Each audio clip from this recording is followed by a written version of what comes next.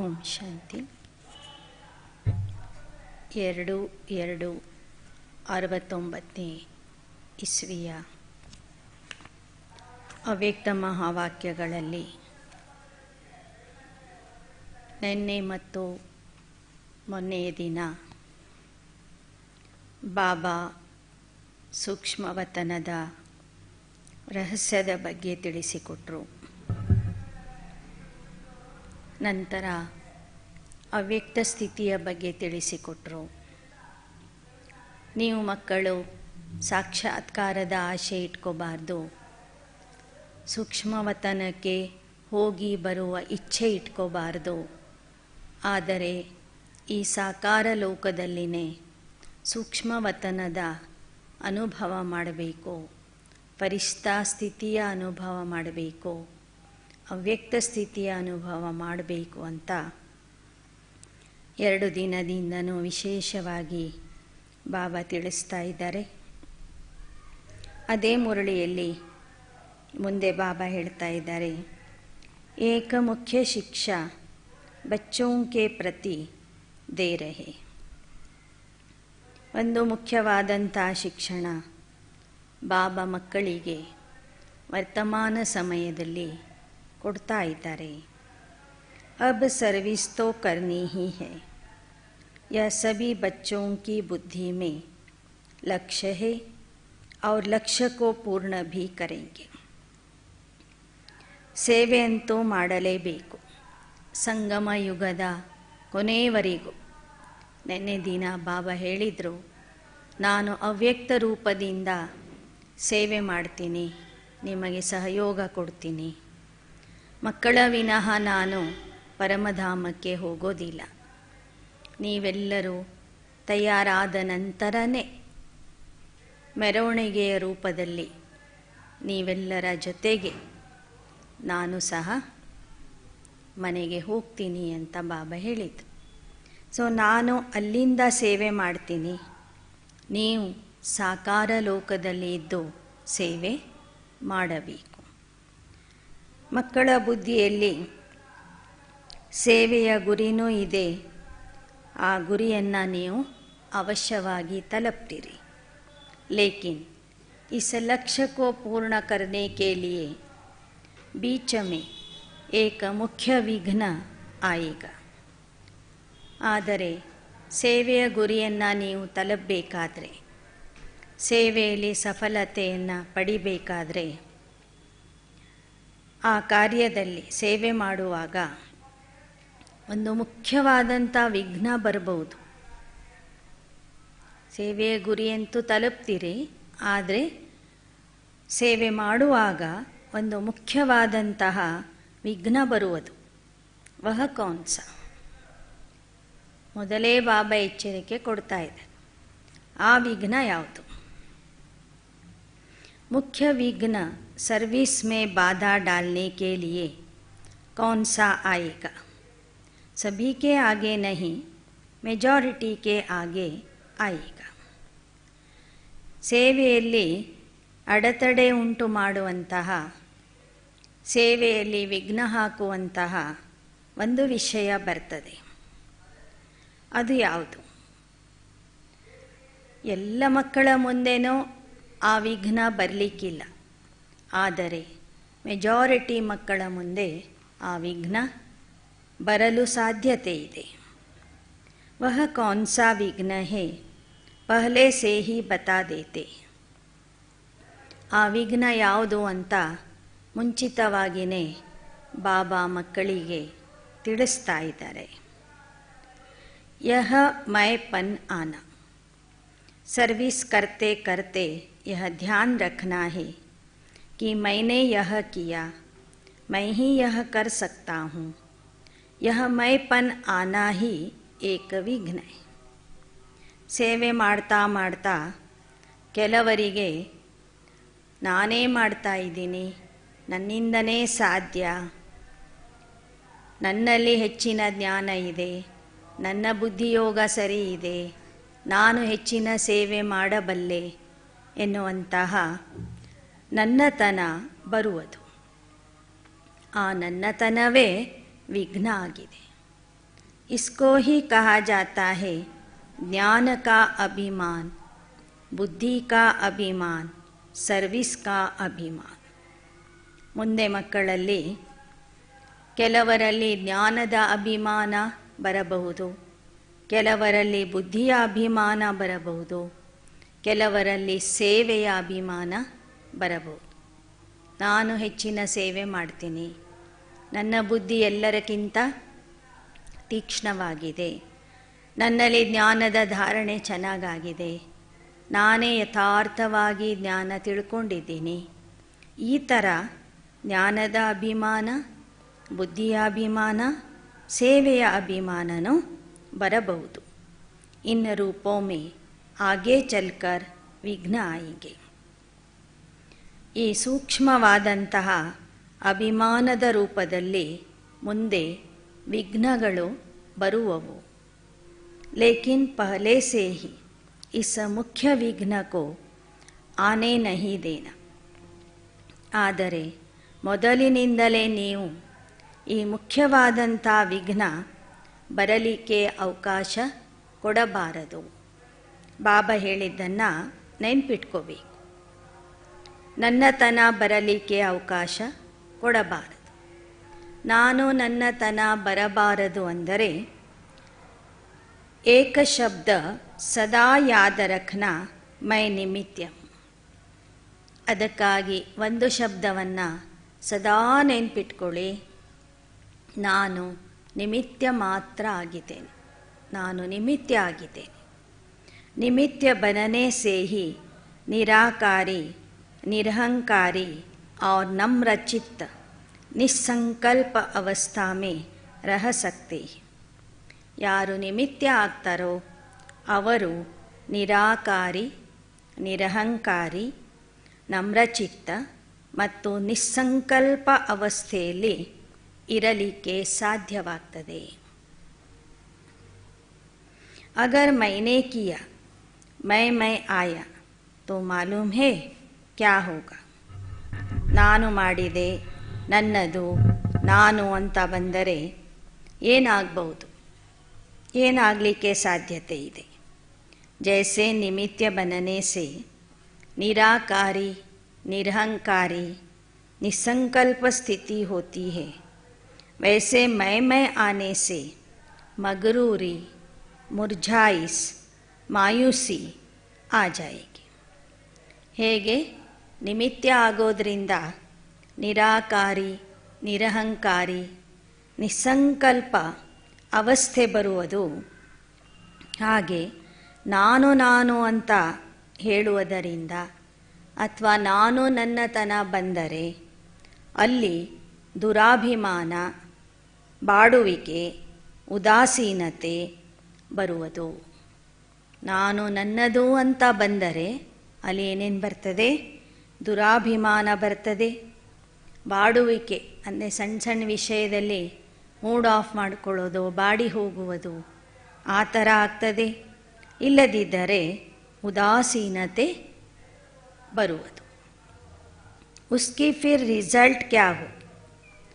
ಯಾವ ಮಕ್ಕಳಲ್ಲಿ ಸೇವೆ ಮಾಡುವಾಗ ದುರಾಭಿಮಾನ, ಉದಾಸೀನತೆ ಬರ್ತದೆ, ಅವರ ಪರಿಣಾಮ ಏನಾಗ್ಬೋದು, ಅವರು ಮಾಡುವ ಸೇವೆಯ ರಿಸಲ್ಟ್ ಏನಾಗುವುದು. आखिरी अंत्य में उसकी रिजल्ट यही होती है कि चलते चलते जीते हुए भी मर जाते. ಅಂತಹ ಮಕ್ಕಳ ರಿಸಲ್ಟ್ ಏನಾಗ್ತದೆ ಅಂದರೆ ಅವ್ರು ಸುಮ್ಮನೆ ಸೇವೆ ಮಾಡ್ತಿರ್ತಾರೆ, ಪುರುಷಾರ್ಥ ಮಾಡ್ತಿರ್ತಾರೆ, ಕ್ಲಾಸಿಗೆ ಬರ್ತಿರ್ತಾರೆ, ಎಲ್ಲರ ಹಾಗೆ ಯೋಗದಲ್ಲಿನೂ ಕೂತ್ಕೊಳ್ತಿರ್ತಾರೆ, ಆದರೆ ಬದುಕಿದ್ದರೂ ಸತ್ತಂತೆ ಇರ್ತಾರೆ. ಅವರ ಮುಖ ಹೆಣದ ಮುಖ ಆಗಿರ್ತದೆ. ಆ ಮುಖದಲ್ಲಿ ಯಾವ ಉಲ್ಲಾಸ, ಉತ್ಸಾಹ, ಬೆಳಕು, ಹೊಳಪು ಏನೇನೂ ಕಾಣೋದಿಲ್ಲ. ಅವರಿಗೂ ಸೇವೆ ಮಾಡುವಾಗ ಖುಷಿಯ ಅನುಭವ ಆಗೋದಿಲ್ಲ. ಇದ್ದರೂ ಇಲ್ಲದಂತಿರ್ತಾರೆ, ಬದುಕಿದರೂ ಸತ್ತಂತೆ ಇರ್ತಾರೆ. इसलिए इस मुख्य शिक्षा को हमेशा साथ रखना. ಬದುಕಿದರೂ ಸಾಯುವುದು ಅದು ಇನ್ನೊಂದು ವಿಷಯ. ಲೌಕಿಕದಿಂದ ಸತ್ತಿದ್ದೇವೆ, ಅಲೌಕಿಕದಲ್ಲಿ ಬದುಕ್ತಾ ಇದ್ದೀವಿ, ಅದು ಮರುಜನ್ಮದ ವಿಷಯ. ಇದು ಪುರುಷಾರ್ಥದಲ್ಲಿ ನಾನು ಮತ್ತು ನನ್ನತನ ಬಂದರೆ ಜ್ಞಾನ ಮಾರ್ಗದಲ್ಲಿನೋ ಜ್ಞಾನದಲ್ಲಿನೋ ಬದುಕಿದರೂ ಸತ್ತಂತೆ ಇರ್ತಾರೆ ಅಂತ ಅರ್ಥ. ಅದಕ್ಕೆ ಬಾಬಾ ಹೇಳ್ತಾರೆ, ಬಾಬಾ ಕೊಡುವಂಥ ಮುಖ್ಯ ಶಿಕ್ಷಣ ಏನಿದೆ ಅದು ಸದಾ ನೆನ್ಪಿಟ್ಕೊಳ್ಳಿ. ಆ ಮಾತು ಸದಾ ಜೊತೆಗಿರಲಿ. ಶಿಕ್ಷಾ ಕೋ ಹಮೇಶಾ ಸಾಥ ರಖನಾ ಕಿ ಮೈ ನಿಮಿತ್ಯ. ಒಂದು ಶಬ್ದ ಸದಾ ನೆನ್ಪಿಟ್ಕೊಳ್ಳಿ, ನಾನು ನಿಮಿತ್ಯ ಮಾತ್ರ. ನಿಮಿತ್ಯ बनने से कोई भी ಅಹಂಕಾರ ಉತ್ಪನ್ನ ನಹಿ ಹೋಗ. ನಿಮಿತ್ಯ ಆಗೋದ್ರಿಂದ ಅಲ್ಲಿ ಅಹಂಕಾರ ಉತ್ಪತ್ತಿ ಆಗೋದಿಲ್ಲ. नहीं तो अगर मैपन आ गया तो मतभेद के चक्र में आ जाएंगे. ಇಲ್ಲದಿದ್ದರೆ ನಾನು ಮತ್ತು ನನ್ನತನ ಬಂದಾಗ ಮತಭೇದಗಳ ಚಕ್ರದಲ್ಲಿ ಬಂದ್ಬಿಡ್ತೀರಿ. ನಂದು ನಿಂದು ಅಂತ ಶುರು ಆಗಿಬಿಡ್ತದೆ. इसलिए इन अनेक व्यर्थ के चक्रों से बचने के लिए ಸ್ವದರ್ಶನ್ ಚಕ್ರ ಕೋ ಯಾದ ರಖನಾ. ಆದ್ದರಿಂದ ಈ ಅನೇಕ ರೀತಿಯ ವ್ಯರ್ಥದ ಚಕ್ರದಿಂದ ಮುಕ್ತ ಆಗಬೇಕಾದರೆ ಸ್ವದರ್ಶನ ಚಕ್ರವನ್ನು ನೆನ್ಪಿಟ್ಕೊಳ್ಳಿ. ವ್ಯರ್ಥದ ಚಕ್ರದಿಂದ ಬಚಾವಾಗಬೇಕಂದ್ರೆ ಸ್ವದರ್ಶನ ಚಕ್ರವನ್ನು ತಿರುಗಿಸ್ತಾ ಇರಿ, ನೆನ್ಪಿಟ್ಕೊಳ್ಳಿ. ಕ್ಯೋಂಕಿ ಜೈಸೆ ಜೈಸೆ ಮಹಾರಥಿ ಬನೆಂಗೆ वैसे ही माया भी महारथी के रूप में आएगी. ಏಕೆಂದರೆ ಎಷ್ಟೆಷ್ಟು ನೀವು ಬಲಶಾಲಿ ಆಗ್ತಾ ಹೋಗ್ತೀರಿ, ಮಹಾರಥಿ ಆಗ್ತಾ ಹೋಗ್ತೀರಿ, ಅಷ್ಟೇ ಮಾಯೇನೂ ಸಹ ಮಹಾರಥಿಯ ರೂಪದಲ್ಲಿ ಬರುವುದು, ಅದು ಬಲಶಾಲಿಯಾಗಿ ಬರುವುದು. ಸಾಕಾರ ರೂಪ ಮೇ ಅಂತ್ಯತಃ ಕರ್ಮ ಕರ್ಕೆ ದಿಖಾಯ. ಕ್ಯಾ ಕರ್ಮ ಕರ್ಕೆ ದಿಖಾಯ? ಸಾಕಾರ ಬ್ರಹ್ಮ ತಂದೆಯವರು ಕೊನೆಯವರೆಗೂ ಕರ್ಮ ಮಾಡಿ ತೋರಿಸಿದ್ರು. ಯಾವ ಥರದ ಕರ್ಮ ಮಾಡಿದರು? ಯಾದೇ ಕ್ಯಾ ಶಿಕ್ಷಾದಿ? ಸಾಕಾರ ಬ್ರಹ್ಮ ಬಾಬಾ ತಮ್ಮ ಕರ್ಮಗಳ ಮೂಲಕ ಮಕ್ಕಳಿಗೆ ಯಾವ ಶಿಕ್ಷಣ ಕೊಟ್ಟರು? ಯಹಿ ಕಿ ನಿರಹಂಕಾರಿ और निर्माण चित्त होकर एक दो में प्रेम और प्यार से चलना है. ಬ್ರಹ್ಮ ಬಾಬಾ ಸಾಕಾರದಲ್ಲಿ ಇರುವಾಗಲೇ ಮಕ್ಕಳಿಗೆ ಶಿಕ್ಷಣ ಕೊಟ್ಟರು. ಮಕ್ಕಳೇ ನಿರಹಂಕಾರಿಯಾಗಿ ಸೇವೆ ಮಾಡಿರಿ, ನಿರ್ಮಾಣ ಚಿತ್ತ ಆಗಿರಿ, ನಮ್ರತೆಯಿಂದ ನಡ್ಕೊಳ್ಳಿ, ಪರಸ್ಪರದಲ್ಲಿ ಪ್ರೇಮ ಮತ್ತು ಪ್ರೀತಿಯಿಂದ ನಡೀರಿ ಅಂತ ಬಾಬಾ ಶಿಕ್ಷಣ ಕೊಟ್ಟರು. ಆ ರೀತಿಯಲ್ಲಿ ತಾವು ನಡೆದು ತೋರಿಸಿದರು. ಅಂಥ ಕರ್ಮಗಳನ್ನು ಮಾಡಿನೂ ತೋರಿಸಿದರು. ಏಕ ಮಾತಾओं का संगठन बनाना. जैसे कुमारियों का ट्रेनिंग क्लास किया है, वैसे ही माताएं जो मददगार बन सकती है और है, उनका मधुबन में संगठन रखना. ಮತ್ತೊಂದು ವಿಶೇಷ ಮಾತನ್ನು ಬಾಬಾ ಇಲ್ಲಿ ತಿಳಿಸ್ತಾ ಇದ್ದಾರೆ. ಹೇಗೆ ಆಗಾಗ ನೀವು ಮಧುಬನದಲ್ಲಿ ಕುಮಾರಿಯರ ತರಬೇತಿಯ ಕಾರ್ಯಕ್ರಮಗಳನ್ನು ಮಾಡ್ತೀರಿ, ಟ್ರೈನಿಂಗ್ ಕಾರ್ಯಕ್ರಮಗಳನ್ನು ಮಾಡ್ತೀರಿ, ಹಾಗೆ ಇನ್ಮುಂದೆ ಯಾವ ಮಾತೆಯರು ಸೇವೆಯಲ್ಲಿ ಸಹಯೋಗಿ ಆಗಲಿಕ್ಕೆ ಇಷ್ಟಪಡ್ತಾರೆ ಅಂಥ ಮಾತೆಯರ ಒಂದು ಸಂಘಟನೆಯನ್ನು ಕರೀರಿ. ಅವರಿಗೂ ತರಬೇತಿ ನೀಡುವಂತಹ ಕಾರ್ಯಕ್ರಮಗಳನ್ನು ಮಾಡ್ರಿ. कुमारियों के साथ माताओं का संगठन हो. संगठन के समय फिर आना होगा. ಬಾಬಾ ಹೇಳ್ತಿದ್ದಾರೆ, ಕುಮಾರಿಯರ ಬಟ್ಟಿ ಕಾರ್ಯಕ್ರಮ ಮಾಡಿದ್ರಿ, ಕುಮಾರಿಯರ ಟ್ರೈನಿಂಗ್ ಕಾರ್ಯಕ್ರಮ ಮಾಡಿದ್ರಿ, ಹಾಗೆ ಮಾತೆಯರ ಬಟ್ಟಿ ಕಾರ್ಯಕ್ರಮ ಮಾಡಿರಿ, ಅವರ ಸಂಘಟನೆಯನ್ನು ಸೇರಿಸ್ರಿ. ಆ ಸಮಯದಲ್ಲಿ ಮತ್ತೆ ನಾನು ಬರ್ತೀನಿ ಅಂತ ಅವ್ಯಕ್ತ ಬಾಪ್ ದಾದಾರವರು ಹೇಳ್ತಾ ಇದ್ದಾರೆ. ಸ್ನೇಹ ಕೋ ದೇಖ್ತೆ ಹೇ ತೋ ಡ್ರಾಮಾ ಯಾದ್ ಆ ಜಾತಾ ಹೈ. ಮಕ್ಕಳ ಮೇಲೆ ಇರುವ ಸ್ನೇಹ ನೋಡ್ತಾ ಹೋದರೆ ನಾಟಕದ ನೆನಪು ಬರ್ತದೆ. ಸ್ನೇಹ ದೊಡ್ಡದೋ ಏನು ನಾಟಕ ದೊಡ್ಡದು ಅಂತ ಪ್ರಶ್ನೆನೂ ಬರ್ತದೆ. ಇಲ್ಲಿ ಬಾಬಾ ಹೇಳ್ತಾ ಇದ್ದಾರೆ, ನಾಟಕನೇ ದೊಡ್ಡದು. ಬರೇ ಸ್ನೇಹನೇ ನೋಡ್ತಾ ಇದ್ದರೆ ಬ್ರಹ್ಮ ಬಾಬಾ ದೇಹ ಬಿಟ್ಟು ಹೋಗಲಿಕ್ಕೆ ಆಗ್ತಿರಲಿಲ್ಲ. ಡ್ರಾಮಾದಲ್ಲಿ ಫಿಕ್ಸ್ ಇತ್ತು, ಅದಕ್ಕಾಗಿ ಬ್ರಹ್ಮ ಬಾಬಾ ದೇಹ ಬಿಟ್ಟು ಹೋಗಿಬಿಟ್ರು. ಡ್ರಾಮಾ ಜಬ್ ಬೀಚ್ ಮೇ ಆತಾ ಹೈ ತೋ ಸಬ್ ಸೈಲೆನ್ಸ್ ಹೋ ಜಾತೆ. ಎಲ್ಲಿ ನಾಟಕ ಅನ್ನೋದು ಬರ್ತದೆ ಅಲ್ಲಿ ಎಲ್ಲರೂ ಬಾಯಿ ಮುಚ್ಕೊಂಡಿರಬೇಕಾಗ್ತದೆ, ಶಾಂತಿಯಿಂದ ಇರಬೇಕಾಗ್ತದೆ. ಯಾಕೆ, ಏನು, ಹೇಗೆ, ಹಾಗೆ, ಹೀಗೆ ಎಂಬ ಪ್ರಶ್ನೆಗಳೇ ಅಲ್ಲಿ ಬರೋದಿಲ್ಲ. ಸ್ನೇಹ ಮೇ ಆಯೆ ತೋ ಕ್ಯಾ ಹಾಲ್ ಹೋ ಜಾಯೇಗಾ. ಒಂದು ವೇಳೆ ಈಗಲೂ ಸಹ ಬಾಪ್ ದಾದಾರವರು ಬಂದಾಗ ನಾಟಕ ಅಂತ ತಿಳ್ಕೊಂಡು ನೀವು ಮುರಳಿ ಕೇಳ್ತಾ ಇದ್ದರೆ, ನಡೆದಿದ್ದ ಘಟನೆಗಳಿಗೆಲ್ಲ ನಾಟಕ ಅಂತ ಹೇಳಿ ಫುಲ್ ಸ್ಟಾಪ್ ಹಾಕಿದರೆ ಮಾತ್ರ ನಿಮ್ಮ ಸ್ಥಿತಿಯನ್ನು ಸರಿ ಇಟ್ಕೊಳ್ತೆ. ಇಲ್ಲ, ಬ್ರಹ್ಮ ತಂದೆಯ ಮೇಲೆ ಇರುವ ಪ್ರೀತಿಗೆ ನೀವು ವಶ ಆಗಿಬಿಟ್ರೆ, ಆ ಸ್ನೇಹದಲ್ಲಿ ಬಂದುಬಿಟ್ರೆ ನದಿ ಬಂಜಾಯಂಗೆ. ನಿಮ್ಮ ಕಣ್ಣೀರು ನದಿಯ ರೂಪದಲ್ಲಿ ಹರಿಲಿಕ್ಕೆ ಶುರು ಆಗ್ತದೆ ಅಂತಾರೆ ಬ್ರಹ್ಮ ಬಾಬವ್ರು ನೆನ್ಪು ಮಾಡಿಕೊಂಡ್ರೆ ಜೊತೆಗಿರೋರಿಗೇನಾಗ್ತದೆ ಅವಾಗ? ಕಣ್ಣೀರು ಬರಲಿಕ್ಕೆ ಶುರು ಆಗ್ತದೆ. ಆಗ ನೀವು ನದಿಗಳಾಗ್ಬಿಡ್ತೀರಿ. ಲೇಕಿನ್ ನಹಿ, ಯಹ ಡ್ರಾಮಾ ಹೇ. ಆದರೆ ಯಾರೂ ಆ ಥರ ನೀವು ಕಣ್ಣೀರು ಹಾಕುವಂತಿಲ್ಲ. ಯಾಕೆ ಅಂದರೆ ಹೆಣ್ಮಕ್ಕಳಲ್ಲಿ ಒಂದು ಸ್ವಭಾವ ಇರ್ತದೆ, ಒಬ್ಬರು ಕಣ್ಣೀರು ಹಾಕಿಬಿಟ್ರೆ ಮುಗೀತು, ಎಲ್ಲರೂ ಒಬ್ಬರನ್ನ ನೋಡಿ ಒಬ್ಬರು ಏನು ಶುರು ಮಾಡ್ತಾರೆ, ಕಣ್ಣೀರು ಹಾಕ್ಲಿಕ್ಕೆ ಶುರು ಮಾಡ್ತಾರೆ, ಅಳ್ಳಿಕ್ಕೆ ಶುರು ಮಾಡ್ತಾರೆ. ಅನುಭವ ಮಾಡಿದ್ದೀರಿ ನೀವು. ಅದಕ್ಕೆ ಬಾಬಾ ಹೇಳ್ತಾ ಇದ್ದಾರೆ, ಯಾರೂ ಸಹ ಕಣ್ಣೀರು ಹಾಕಬಾರ್ದು. ಡ್ರಾಮಾ, ಅದಕ್ಕೆ ಉತ್ತರ ಏನು? ನಾಟಕ ಅಂತ ನೆನ್ಪು ಮಾಡಿಕೊಡಿ. ಜೋ ಕರ್ಮ ಹಮ್ ಕರೆಂಗೆ ವಹ ಫಿರ್ ಸಭಿ ಕರೆಂಗೆ, ಇಸಲಿಯೇ ಸೈಲೆನ್ಸ್. ನಿಮಿತ್ತರಾದಂತಹ ದಾದಿ ದೀದಿಯವರೇ ಸ್ನೇಹಕ್ಕೆ ವಶ ಆಗಿ ಕಣ್ಣೀರು ಹಾಕ್ಲಿಕ್ಕೆ ಶುರು ಮಾಡಿದರೆ ಉಳಿದವರೆಲ್ಲರೂ ಅವರನ್ನು ನೋಡಿ ಫಾಲೋ ಮಾಡ್ತಾರೆ. ಅದಕ್ಕಾಗಿ ಬಾಬಾ ಏನು ಹೇಳ್ತಾ ಇದ್ದಾರೆ, ಸೈಲೆನ್ಸಲ್ಲಿ ಇರಿ.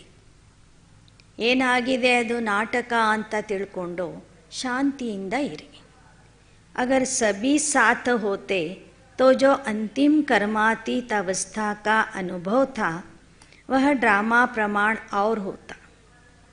ಈಗ ಮತ್ತೆ ಬಾಬಾ ಹೇಳ್ತಿದ್ದಾರೆ, ಒಂದು ವೇಳೆ ಬ್ರಹ್ಮ ಬಾಬಾ ದೇಹ ಬಿಡುವಾಗ ಎಲ್ಲ ಮಕ್ಕಳೂ ಮಧುಬನದಲ್ಲಿನೇ ಇದ್ಬಿಟ್ಟಿದ್ರೆ, 300 ಜನನೂ ಜೊತೆಗೇ ಇದ್ದಿದ್ರೆ ಆಗಿನ ನಾಟಕನೇ ಬೇರೆ ಆಗಿಬಿಡ್ತಿತ್ತು ಅಂತ ಹೇಳ್ತಾರೆ ಬಾಬಾ.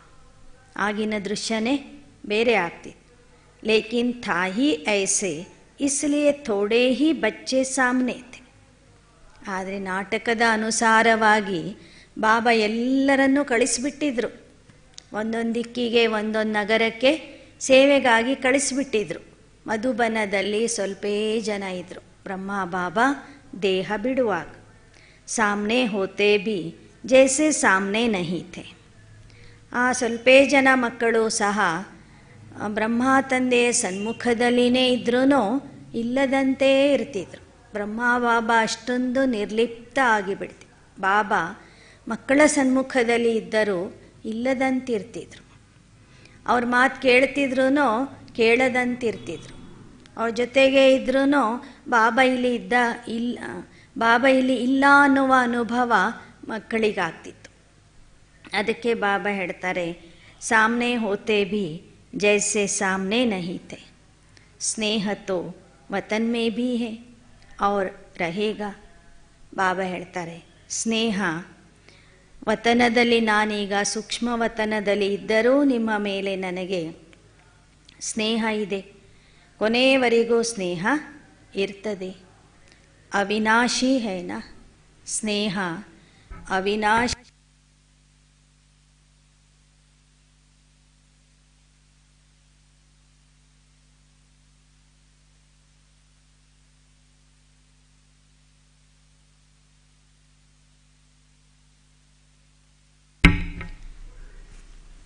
ಸ್ನೇಹ ಅವಿನಾಶಿ ಆಗಿದೆ ಅಂತ ಬಾಬಾ ಹೇಳ್ತಿದ್ದಾರೆ.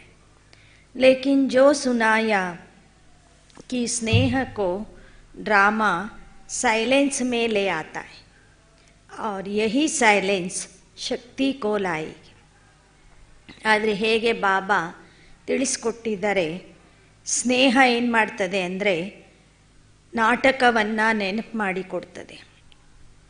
ಯಾವಾಗ ಸ್ನೇಹ ಬಿಟ್ಟು ನಾಟಕದ ನೆನಪು ಮಾಡ್ಕೋತೀವಿ, ಆಗ ಪುನಃ ನಮ್ಮ ಅವಸ್ಥೆಯಲ್ಲಿ ಶಾಂತಿ ಬರ್ತದೆ.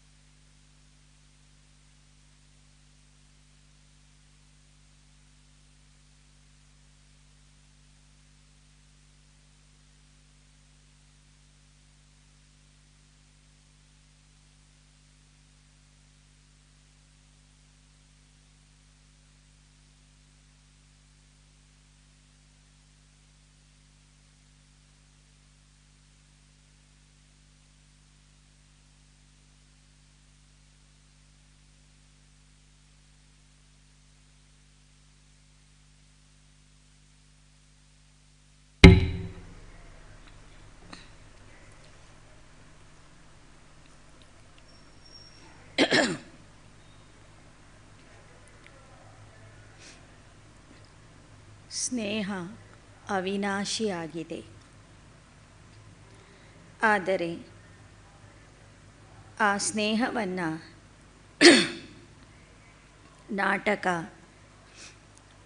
ಶಾಂತ ಮಾಡಿಬಿಡ್ತದೆ. ಸ್ನೇಹದಿಂದ ಮಕ್ಕಳಲ್ಲಿ ಬರುವ ದುಃಖ, ಕಣ್ಣೀರು ಎಲ್ಲವನ್ನು ನಾಟಕ ನಿಲ್ಲಿಸಿಬಿಡ್ತದೆ. और यही साइलेंस ಶಕ್ತಿ को लाएगी. ಮತ್ತು ಮಕ್ಕಳು ಯಾವ ಶಾಂತಿಯನ್ನು ಅನುಭವ ಮಾಡ್ತೀರಿ, ಆ ಶಾಂತಿನೇ ನಿಮ್ಮಲ್ಲಿ ಶಕ್ತಿ ತರುವುದು. फिर वहाँ साकार में मिलन होगा. ಬ್ರಹ್ಮ ತಂದೆಯ ಮಿಲನ ಮತ್ತೆ ಸತ್ಯಯುಗದಲ್ಲಿ ನಿಮ್ಮ ಜೊತೆಗೆ ನಡೀತದೆ. अभी अव्यक्त रूप में मिलते हैं, फिर साकार रूप में सत्युग में मिलेंगे. ಈಗ ಅವ್ಯಕ್ತ ರೂಪದಿಂದ ಮಿಲನ ಮಾಡ್ತಿದ್ದೀನಿ, ಮುಂದೆ ಸತ್ಯಯುಗದಲ್ಲಿ ಸಾಕಾರ ರೂಪದಿಂದ ಮಿಲನ ಮಾಡ್ತೀನಿ. वह सीन तो याद आती है ना. खेलेंगे, पाठशाला में आएंगे, मिलेंगे. ಕೃಷ್ಣನ ಜೊತೆಗೆ ಆಟ ಆಡ್ತೀವಿ, ಪಾಠಶಾಲೆಗೆ ಹೋಗ್ತೀವಿ, ದಿನ ಜೊತೆಗೆ ಇರ್ತೀವಿ ಅನ್ನುವಂಥ ದೃಶ್ಯ ನೆನಪಿಗೆ ಬರ್ತಾ ಇದೆ ತಾನೆ. आप नूरे रतन सतयुग की सीनरी वतन में देखते रहते. ನೀವೆಲ್ಲ ಕಣ್ಮಣಿಗಳು, ಪ್ರಕಾಶಮಣಿಗಳು, ಸತ್ಯಯುಗದ ದೃಶ್ಯಗಳನ್ನು ಇವತ್ತು ಸಹ ಸೂಕ್ಷ್ಮವತನದಲ್ಲಿ ನೋಡ್ತಾ ಇರ್ತೀರಿ. जो बाप देखते हैं वह बच्चे भी देखते रहते हैं और देखते जाएंगे. ಬ್ರಹ್ಮ ಬಾಬಾ ಸೂಕ್ಷ್ಮವತನದಲ್ಲಿ ಏನು ನೋಡ್ತಾರೋ ಅದನ್ನೇ ತಾವು ಮಕ್ಕಳು ಸಹ ನೋಡ್ತಾ ಇರ್ತೀರಿ, ಮುಂದೇನು ನೋಡೋರಿದ್ದೀರಿ. ಅಬ್ ತೋ ಜ್ವಾಲಾ ರೂಪ ಹೋನಾ ಹೈ.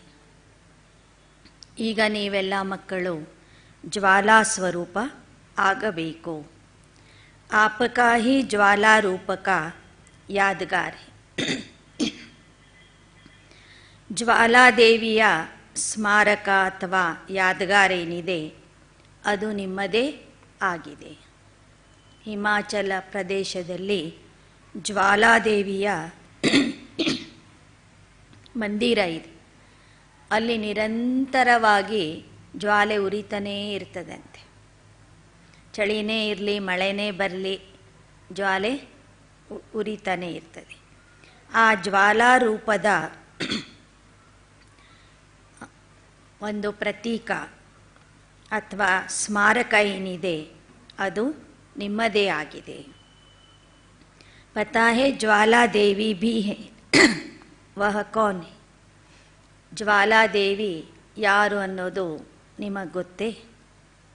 आप सभी शक्तियों को ज्वाला रूप देवी बनना है. ತಾವೆಲ್ಲ ಶಕ್ತಿಯರು, ಸೋದರಿಯರು ಏನಾಗಬೇಕು? ಜ್ವಾಲಾರೂಪ ಆಗಬೇಕು. ऐसी ज्वाला प्रज्वलित करनी है जिस ज्वाला में यह कलियुगी संसार जलकर भस्म हो जाएगा. ನೀವೆಲ್ಲ ಮಕ್ಕಳು ಎಷ್ಟು ಶಕ್ತಿಶಾಲಿ ಯೋಗ ಮಾಡಬೇಕಂದ್ರೆ ನಿಮ್ಮ ಯೋಗ ಜ್ವಾಲೆಯ ರೂಪದಲ್ಲಿ ಪ್ರಜ್ವಲಿತ ಆಗಬೇಕು. ಆ ಜ್ವಾಲೆಯಲ್ಲಿ ಕಲಿಯುಗದ ಸಂಸಾರನೇ ಸುಟ್ಟು ಹೋಗಬೇಕು. ನಿಮ್ಮ ಜ್ವಾಲಾ ರೂಪದಲ್ಲಿ ಅಥವಾ ಯೋಗ ಅಗ್ನಿಯಲ್ಲಿ ಕಲಿಯುಗದ ಪ್ರಪಂಚನೇ ಭಸ್ಮ ಆಗಬೇಕು ಅಂತ ಹೇಳ್ತಿದ್ದಾರೆ ಬಾಬಾ. ಅಚ್ಚ विदाई के समय बाप दादा बोले, सभी सेंटर्स के अव्यक्त स्थिति में स्थित हुए नूरे रत्नों को बाप व दादा का ಅವ್ಯಕ್ತ ಯಾದ್ ಪ್ಯಾರ್ ಸ್ವೀಕಾರ. ಎಲ್ಲ ಸೇವಾ ಕೇಂದ್ರಗಳಲ್ಲಿ ಇರುವಂತಹ ಅವ್ಯಕ್ತ ಸ್ಥಿತಿಯ ಅನುಭವ ಮಾಡುವಂತಹ ಪ್ರಕಾಶಮಣಿಗಳಿಗೆ, ತಂದೆಯ ಕಣ್ಮಣಿಗಳಿಗೆ ಬಾಪ್ ದಾದಾರವರ ಯಾದ್ ಪ್ಯಾರ್ ಮತ್ತು ನಮಸ್ತೆ. साथ साथ जो इशारा दिया है उसको जल्दी से जल्दी जीवन में लाने का तीव्र पुरुषार्थ करना. ಜೊತೆಗೆ ಬಾಬಾ ಏನೋ ಈ ಮುರಳಿಯಲ್ಲಿ ಅನೇಕ ಸೂಚನೆಗಳನ್ನು ಕೊಟ್ಟರು. ಆ ಸೂಚನೆಗಳನ್ನು ಸಾಧ್ಯ ಆದಷ್ಟು ಬೇಗ ನಿಮ್ಮ ಜೀವನದಲ್ಲಿ ಕಾರ್ಯರೂಪದಲ್ಲಿ ತರಬೇಕು. ಕಾರ್ಯರೂಪದಲ್ಲಿ ತರುವಂತಹ पुरुषार्थ ಮಾಡಬೇಕು. अच्छा गुड नाइट. सभी शिव शक्तियों और पांडवों के प्रति बाप की नमस्ते. ಎಲ್ಲರಿಗೂ ಶುಭರಾತ್ರಿ ಮತ್ತು ಎಲ್ಲ ಶಿವಶಕ್ತಿಯರು ಪಾಂಡವರ ಪ್ರತಿಯಾಗಿ ಬಾಪ್ ದಾದಾರವರ ನಮಸ್ತೆ. ಇವತ್ತು 2/2/69 ಇಸ್ವಿಯ ಈ ಅವ್ಯಕ್ತ ಮುರಳಿ ಇವತ್ತಿಗೆ ಮುಗೀತು.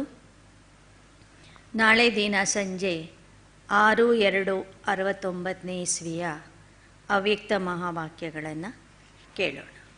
ಓಂ ಶಾಂತಿ.